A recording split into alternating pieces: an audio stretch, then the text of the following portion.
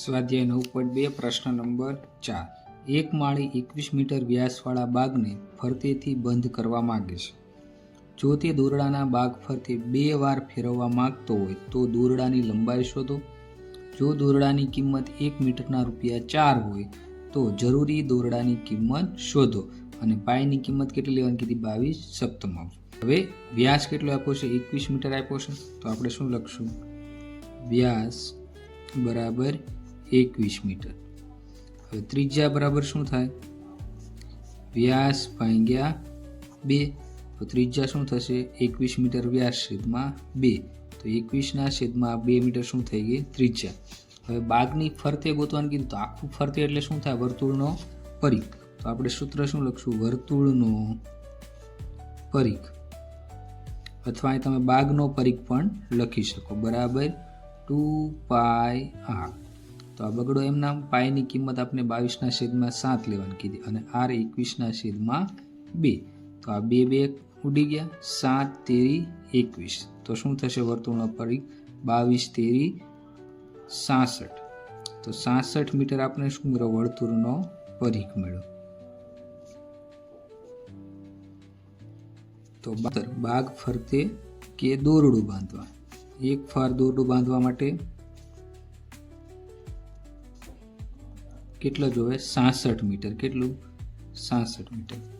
હવે રકમમાં આપણે શું કીધું છે કે બાગ ફરતે 2 વાર ફેરવવા માંગતો હોય તો એક વાર ફેરવા માટે 66 મીટર. તો 2 વાર ફેરવવા માટે 2 વાર ફેરવવા દોરડાની લંબાઈ, દોરડાની કુલ લંબાઈ બરાબર શું થશે? 66 × 2. તો 6 દુ 12, 6 દુ 12 ને 1 13. તો 132 મીટર થશે. તો દોરડાની ટોટલ લંબાઈ કેટલી થશે? 132 મીટર. આગળ આપણે શું કહીશું? જો દોરડાની કિંમત 1 મીટરના ₹4 હોય તો દોરડાની કિંમત શોધો. તો આપણે શું લખશું? 1 મીટર દોરડાની કિંમત ₹4. તો 132 મીટર દોરડાની કિંમત કેટલી? તો શું થશે? 132 × 4/1. તો 4 દુ 8, 4 તેરી 12, વધ્યા 1, 4 એકા 4 ને 528 રૂપિયા. તો શું થશે? કુલ દોરડાની લંબાઈ કેટલી મળી થી આપણે? 132 મીટર. 132 મીટર અને કુલ દોરડાની કિંમત બરાબર ₹528. દાખલા નંબર 5. 4 સેમી ત્રિજ્યાવાળા વર્તુળાકાર કાગળમાંથી 3 સેમી ત્રિજ્યાવાળા વર્તુળાકાર કાગળ દૂર કરવામાં આવે તો બાકીના કાગળનું ક્ષેત્રફળ શોધો. તો જો અહીંયા આપણે જોઈએ તો આ મોટી ત્રિજ્યા છે કેટલી છે? 4 મીટર, 4 સેમી. અને અંદરના ભાગની જે ત્રિજ્યા છે એ કેટલી છે? 3 સેમી.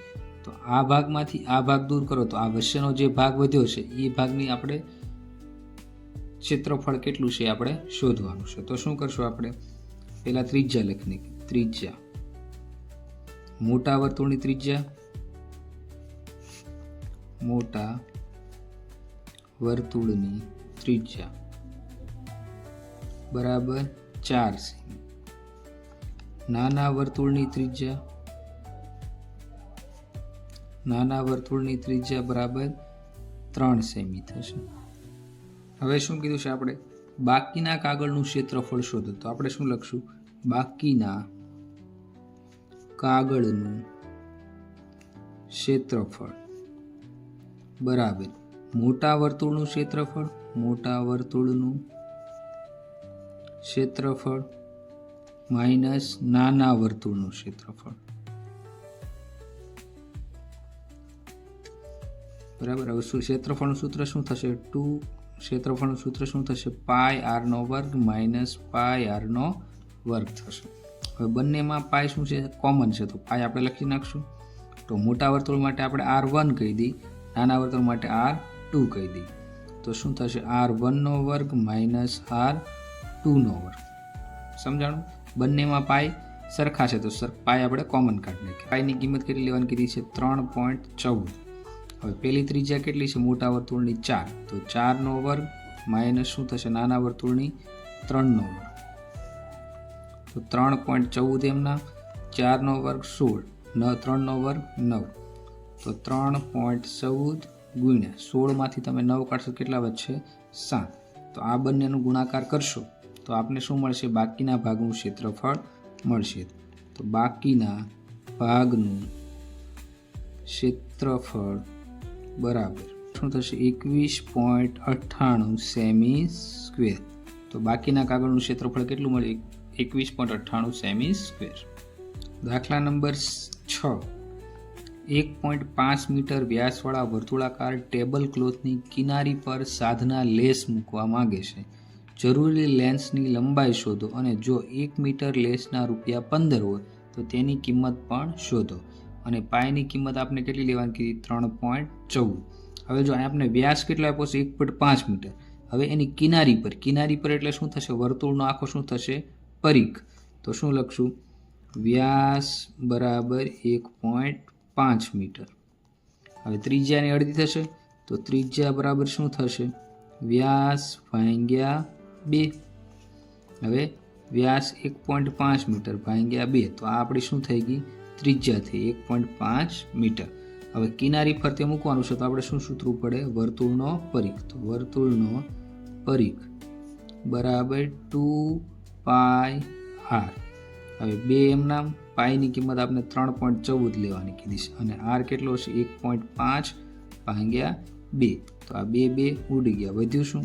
3.14 ગુણ્યા 1.5. એનો આપણે ગુણાકાર કરીએ 3.14 ગુણ્યા 1.5. તો પહેલાં એક શૂન્ય થશે, 4 એકા 4, 1 એકુ 1, 3 એકા 3, 5 ચોકુ 20ની શૂન્ય, વધી આવી 2, 5 એકા 5 ને 2 7 અને 5 તેરી 15, 0, 4 ને 3 10 ને 1 11,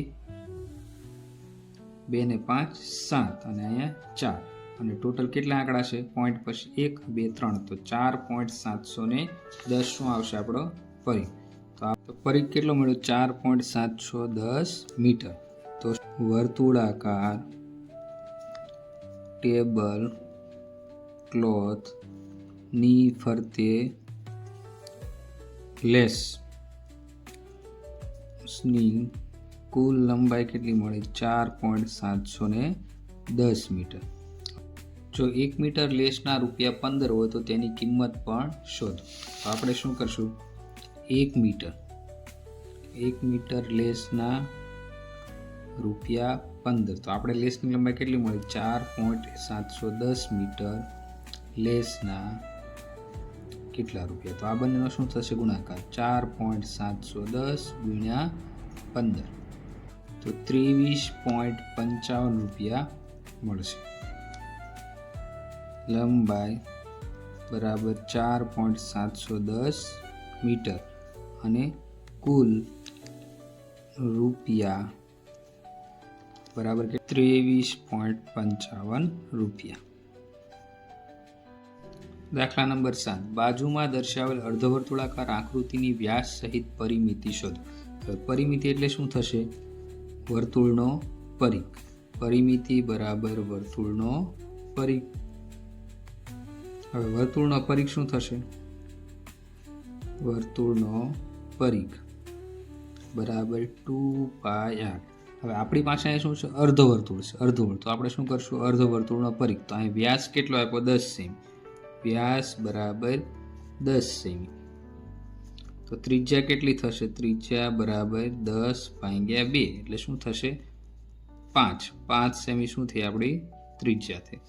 હવે આપણે લખશું અર્ધવર્તુળનો પરિઘ બરાબર અડધું છે એટલે 1/2 ગુણ્યા 2πr, 1/2 ગુણ્યા 2, પાઈની કિંમત 22/7, r કેટલું મળશે આપણને?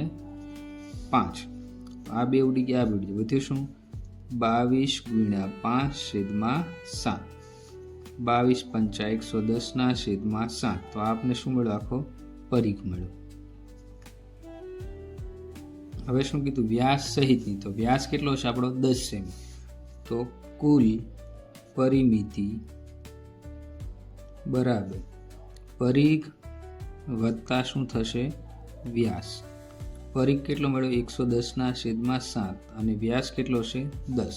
તો 10 + 70. તો 110 + 70 શું આવશે? 7. તો 110/70 એટલે 180/7. દાખલા નંબર 8. જો પોલિશ કરવાનો દર ₹15 પ્રતિ મીટર સ્ક્વેર હોય તો 1.6 મીટર વ્યાસવાળા વર્તુળાકાર ટેબલની ઉપરની સપાટીને પોલિશ કરવાનો ખર્ચ શોધો. આપણે પહેલાં શું કીધું? વ્યાસ. વ્યાસ બરાબર કેટલું આપ્યું? 1.6 મીટર. તો ત્રિજ્યા બરાબર શું થાય? ત્રિજ્યા બરાબર વ્યાસ ભાગ્યા 2. તો 1.6 ભાગ્યા 2 મીટર. ત્રિજ્યા કેટલી મળી? 1.6 ભાગ્યા 2 મીટર. હવે શું કીધું? ટેબલની ઉપરની સપાટી. ઉપરની સપાટી એટલે તમામ સપાટી એટલે શું થાય? વર્તુળનું ક્ષેત્રફળ શોધવું પડે. તો ટેબલની વર્તુળાકાર સપાટીનું ક્ષેત્રફળ બરાબર શું થશે? πr². હવે પાઈની કિંમત કેટલી લેવાની કીધી છે આપણને? 3.14. તો 3.14. આર કેટલું મળ્યું? 1.6/2. તો 1.6/2 ગુણ્યા 1.6/2. હવે 3.14. તો પોઈન્ટ પછી 2 આંકડા એટલે છેદમાં શું થઈ જશે? 0. હવે 1.6 ભાગ્યા 2. 1.6 ભાગ્યા 2 એટલે શું થાય? 0.8 ગુણ્યા 0.8. હવે શું થશે? 314 એમ નામ છેદમાં 100 ગુણ્યા પોઈન્ટ પછી એક આંકડો એટલે 8/10 ગુણ્યા 8/10 થઈ જશે. તો હવે શું થઈ ગયું? 3 14 8 64 અને છેદમાં 100 ગુણ્યા 10 ગુણ્યા 10 એટલે શું થઈ જશે? 10,000. 314 ગુણ્યા 64 કરશો તમને મળશે કેટલા મળશે? 20,096 અને છેદમાં આપણા 10,000 હતા એ એમના.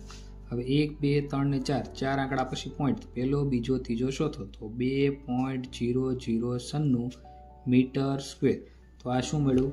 ટેબલની સપાટીનું ક્ષેત્રફળ. હવે આપણે દાખલામાં શું કીધું હતું? જો પોલિશ કરવાનો દર ₹15 પ્રતિ મીટર હોય તો પોલિશ કરવાનો ખર્ચ શોધો. તો આપણે શું લખશું? 1 મીટર સ્ક્વેર હોય તો એનું કેટલા રૂપિયા છે? ₹15. તો આપણી પાસે ટોટલ ક્ષેત્રફળ કેટલું આવ્યું? 2.009 મીટરના કેટલા? આ બેનો ગુણાકાર થશે 2.009 ગુણ્યા 15. આ બંનેનો આપણે શું કરશું? ગુણાકાર. તો ₹30.144 શું થશે? ટેબલ પોલિશ કરવાનું ખર્ચ ₹30.144 થશે.